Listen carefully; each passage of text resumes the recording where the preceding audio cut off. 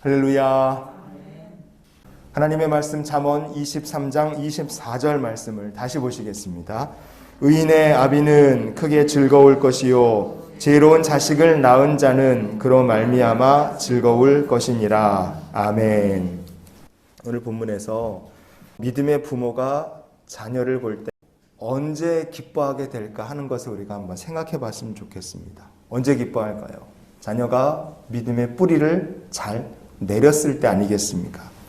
믿음의 뿌리를 내렸으니 이제 장차 하나님께서 복 주실 것이다. 이것을 알게 될 때 믿음의 부모는 자녀를 보며 기뻐할 것입니다. 그러면 하나님은 언제 크게 즐거워하실까? 오늘 본문 말씀에 보면 즐겁다고 번역 앞부분에 보면요. 히브리어 본문으로 보면 그 즐겁다는 부분이 되게 특이하게 되어 있습니다. 왜냐하면 즐겁다는 의미를 가진 히브리어 단어 4개가 연속으로 나옵니다. 우리말 성경에는 즐거워한다 이렇게 하나로만 되어 있지만 히브리어 본문으로 보면 단어 4개가 나와요. 어떻게 적혀 있냐면 골, 길, 아굴, 아길 이렇게 4단어가 쫙쫙쫙쫙 연속으로 나옵니다. 단어는 4개지만 뜻은 다 똑같습니다. To rejoice, 즐거워한다라는 뜻을 갖고 있어요. 즐거워하는 것도 종류가 있잖아요.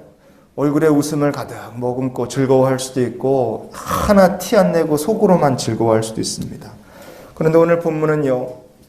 의인의 아비가 크게 즐거워할 것이다 그랬습니다. 그러면 그 모습 하나님의 모습이라고 생각하면 하나님께서 어떻게 기뻐하시고 즐거워하신다는 뜻이겠습니까? 이 골, 길, 아골, 아길 이런 말은요. 뱅글뱅글 돈다라는 뜻도 있고요. 덩실덩실 춤을 춘다는 뜻도 있습니다.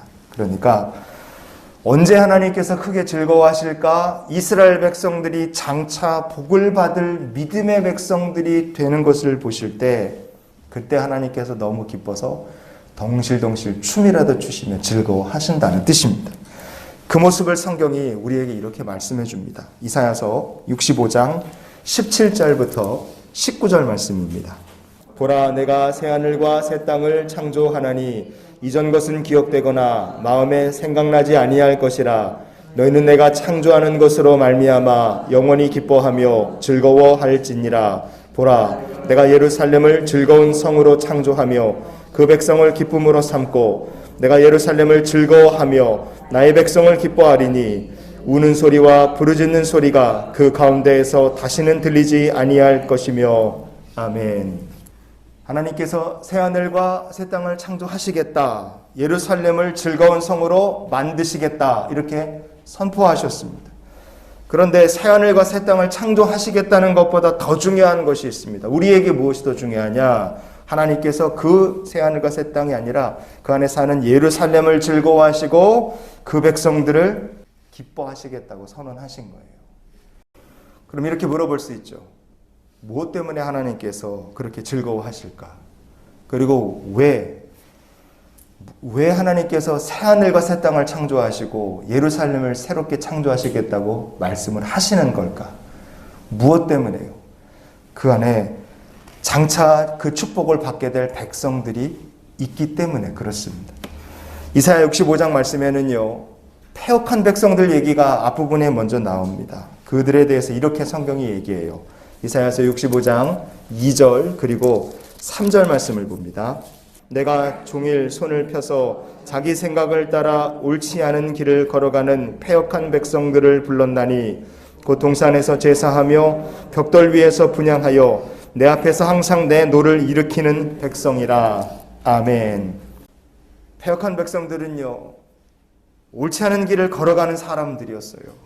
이 사람들은 하나님을 버린 사람들이고 항상 하나님의 진노를 자아내는 사람들이었습니다.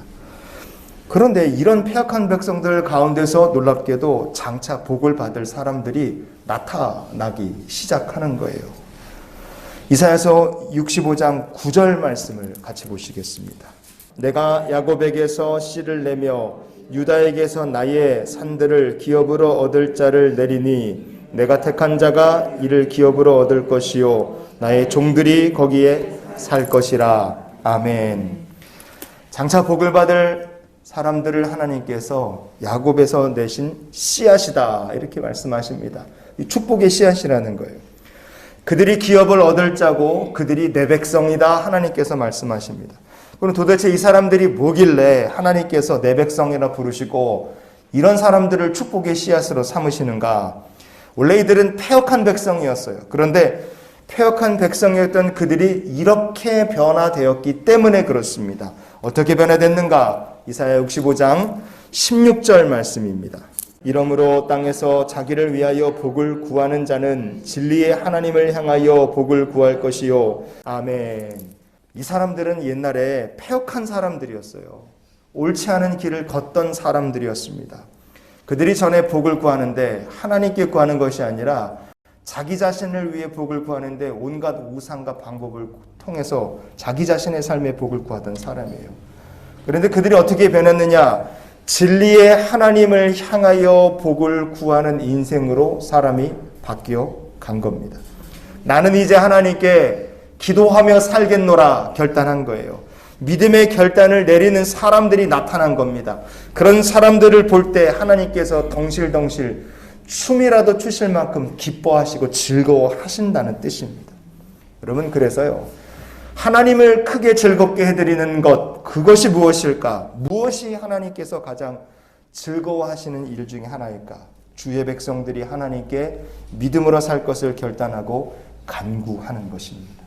오늘 우리가 찬양했던 것처럼 내 기도하는 그 시간이 나에게만 즐거운 것이 아니라 하나님께도 가장 즐거운 시간임을 믿으시기 바랍니다.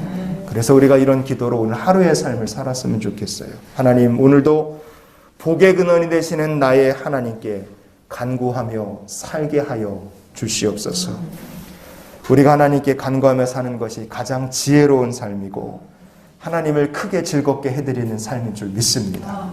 기도하는 것이 하나님이 기뻐하시는 일이에요. 그러니 오늘도 하나님께 간구하며 하나님을 즐겁게 해드리는 복된 하루가 되시기를 주의 이름으로 축원을 드립니다.